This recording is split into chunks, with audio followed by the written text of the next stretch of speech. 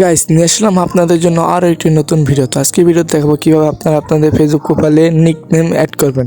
তো সবার প্রথম চলে যাবেন আপনাদের প্রোফাইলে, তারপর অ্যাবাউট এই অপশনে ক্লিক করে নিচে অপশনে ক্লিক করে এসে তারপর আপনার সামনে এরকম একটা অপশন শো হবে। তো এখান থেকে বরাবর নিচে চলে আসবেন।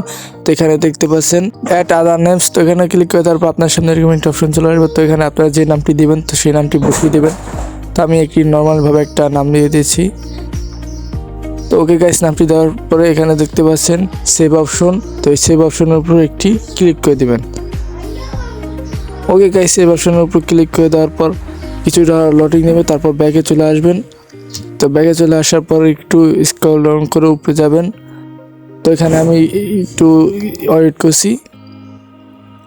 তো গাইস কিছুক্ষণের মধ্যে কিন্তু আমার নিকনেমটা অ্যাড হয়ে গেছে। তো এইভাবে আপনারা আপনাদের ফেসবুক প্রোফাইলে নিকনেম অ্যাড করবেন। তো আজকে ভিডিও যদি ভালো লাগে থাকে অবশ্যই ভিডিওতে একটি লাইক দিবেন এবং আপনার মতামত কমেন্ট বক্সে জানাবেন।